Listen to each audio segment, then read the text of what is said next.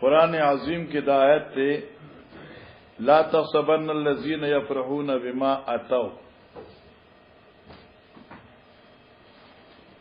ما امیر سے وغنا فیدوالو مولانا اللہ نظر آغلن کراغ بس بے کو کہ نہیں ہاں چلو گمان دینا کی آکسان یفرحون چی دوی خوشحالیانی کئی بما پاغسیز اتو چې دوی پیراتل کړی دي چې هغه کتمان د حق دی او ټیک شو اوس په دې کې دوه حدیث دی وای اشاره او به قال حدثنا سعيد بن ابي مريم قال اخبرنا محمد بن جعفر قال حدثني زيد بن اسلم عن عطاء بن يسار عن ابي سعيد الخدري ان رجلا من المنافقين على عهد رسول الله صلى الله عليه وسلم ابي سعيد الخدري فرمای ګوره ان رجالا من المنافقين ان رجالا من المنافقين على عهد رسول الله صلى الله عليه وسلم ګوره دا دوه حدیث په دې ځان پوکه ابن عباس سے ورنبه روایت کې دا دي چې منافقین د پیغمبر علی السلام د زمانی چو ای جهاد نزان رستو کا اورال پیغمبر علی السلام ته خپل آزار دروغجن آزار پیش کړو حتی چې پیغمبر علی السلام دوی معاف کړل نو دوی په دې عذر پیش کول باندې خوشاله شو یاره جنگمونه کا عذرم پیش کا او پیغمبر سے زمونه خوشاله شو نو الله دا آیت راولېګا چې لا يحسبن الذين كفروا دوی دا ګمان نه کوي چې دوی یو کار نه ده کړي او دوی تعریف وشو نو کله چې ابن عباس ته دا آیت من یعنی بیان شه په دې ترتیب سره ابن عباس وی چې دا آیت په حق ده آل آزار کې نه دی بلکې دا آیت په حق دا یهود آل کتابو کې دی چې کوم کتمان حق چا کو وزغه کې دا ان رجال من المنافقین یو ډول د منافقینو نوا علی رسول الله صلی الله علیه وسلم په زمانه د پیغمبر علیه السلام کان اذا خرج رسول الله صلی الله علیه وسلم الى الغزو کله چې پیغمبر علیه السلام به jihad ته لاړ وتخلفوا عنه او دا منافقین به ترسو پاتې شو وفرحوا بمقعدهم خلاف رسول الله صلی الله علیه وسلم او دوی به خوشالیان کول په ناس ته خپل ورستو د پیغمبر علیه السلام نو فیضا قدم رسول الله صلی الله علیه وسلم کله چې پیغمبر اسلام مدینه تراغه اعتذروا الیه نو نبی علیہ السلام ته خپل عذر د دروغ پیش کا یره چې کور کی بیماری وا یره چې دا چلو یره چې دا چلو ها وحلفوا او قسمنا بورتو خل واحبوا ان يحمدوا بما لم يفعلوا توجه کا او دی منافقین بدا خبر خوخولا ان يحمدوا چې تعریف وکړي شي دوی بما لم يفعلوا هغه عمل د جهاد چې دوی نو کړي یمر جهاد تم لا نړو او مدهم وشوا حالانکه دا خبره دغی وا فنزلت دا تراغه لا تصبن الذين يفرحون ګمان دې نه کی کسان چې خوشحاليږي په سبانه په عدمي جهاد او دوی چې زمونږ په مدهو شي دا خبره صحیح نه ده وبه قال حدثني ابراهيم بن موسى قال اخبرنا هشام ان ابن جريج اخبرهم قال اخبرني ابن ابي مليكه ان علقمه ابن وقاص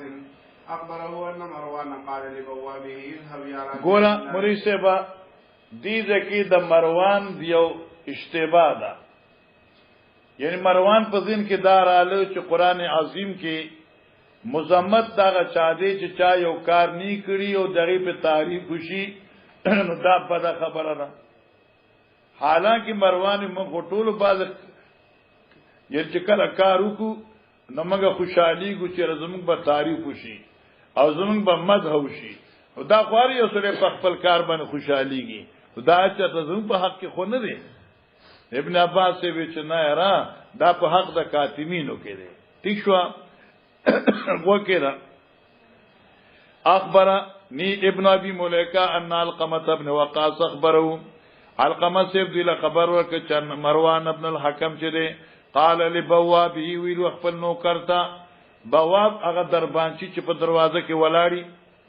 اذهب یا رافع اے رافع لارشا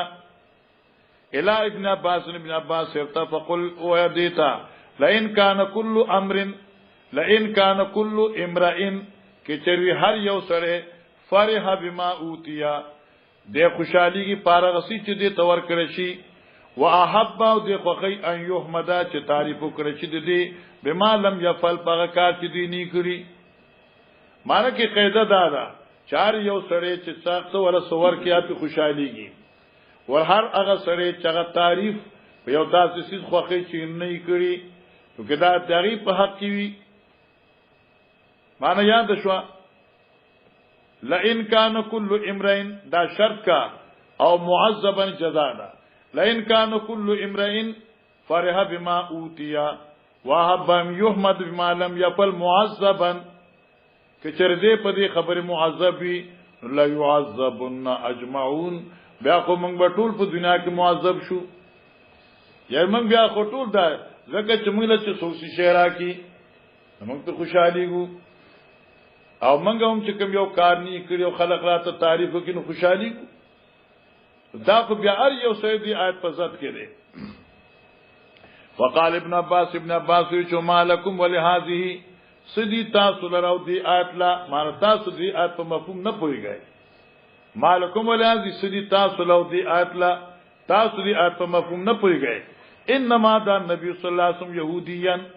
اصل آیت دا چې پیغمبر اسلام يهوديان راغوختل فسألوا من شيء نبی اسلام دغینه تاسو یو مسلې وک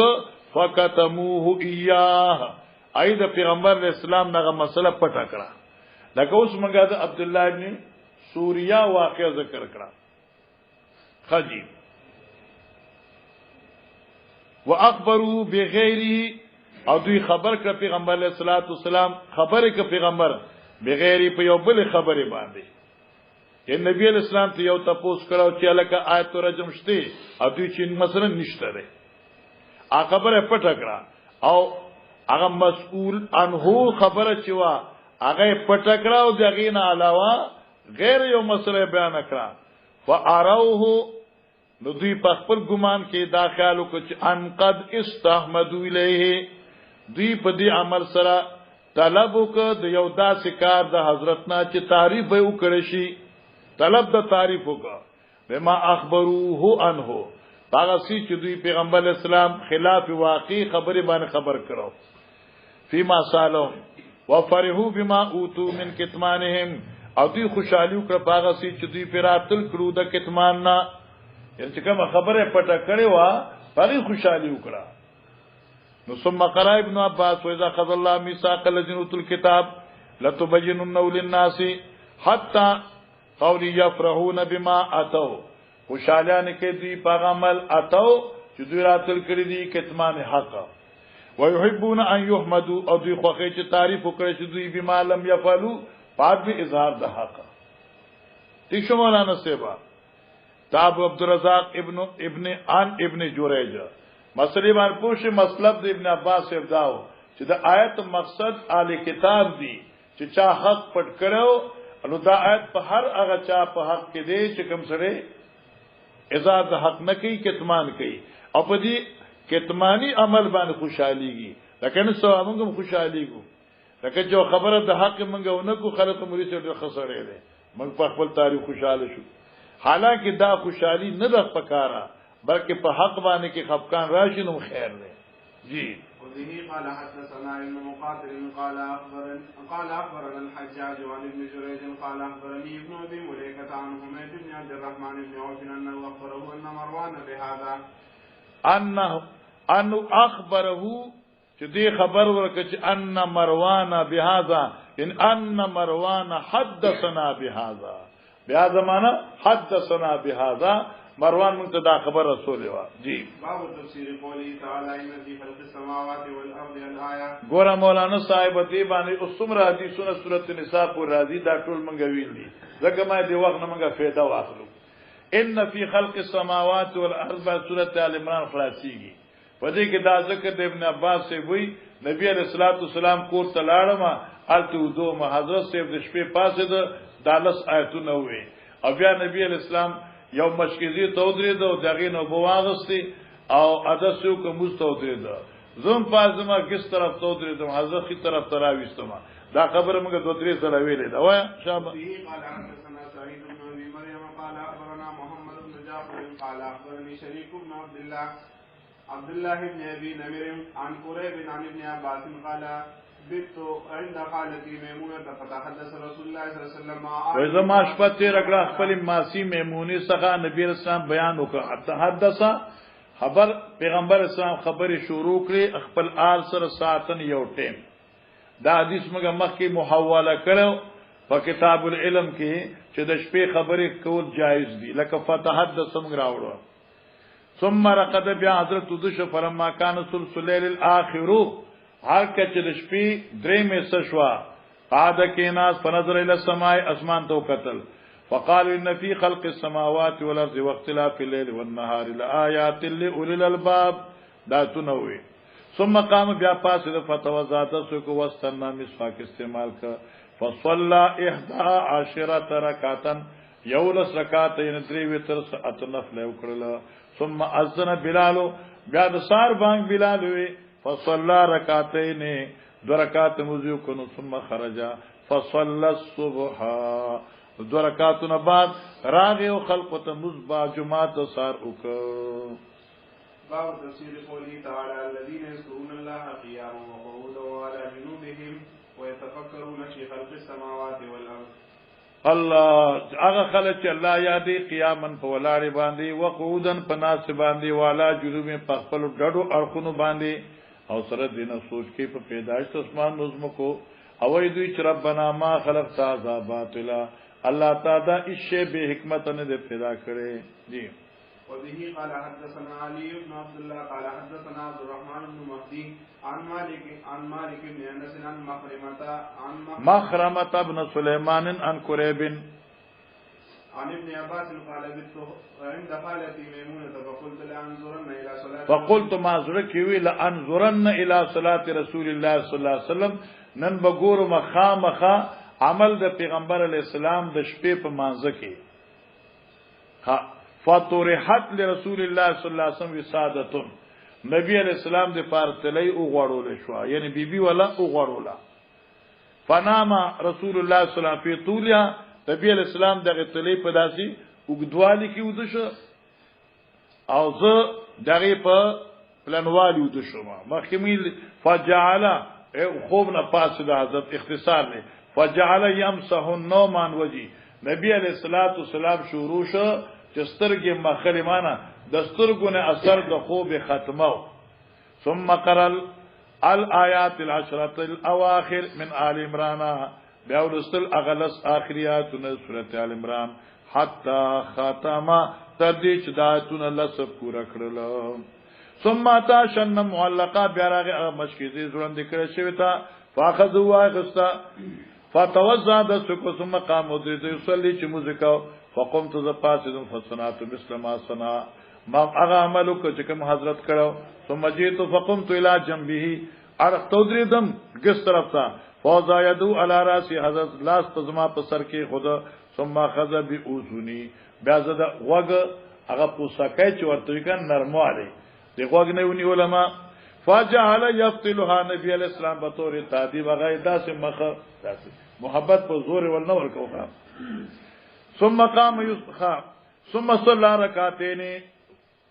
ثم صلى ركعتين صلى ركعتين صلى ركعتين صلى ركعتين صلى ركعتين دول شو ثم اوتر شابه سے طالب جان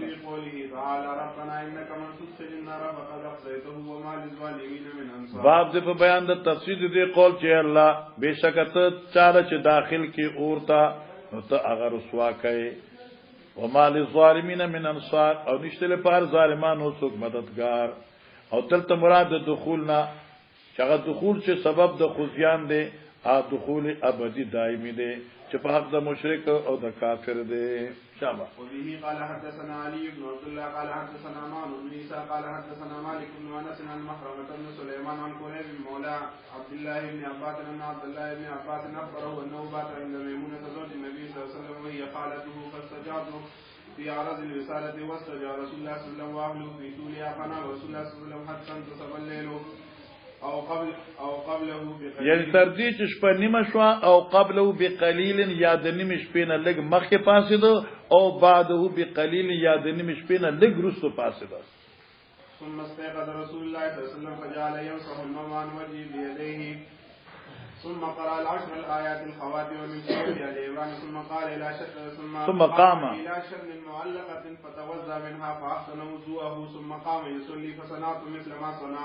ثم ذهبت فقمت إلى جنبي فوضع رسول الله صلى الله عليه وسلم يده اليمنى على رأسه وأخذ بأذن اليمنى يفتلها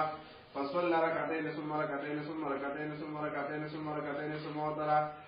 ثم وتر ثم ارتجع حتى جاءه المؤذن فقال بیا وتر وکړ بیا له ګوت شو تر دې چې بلال راغی. جی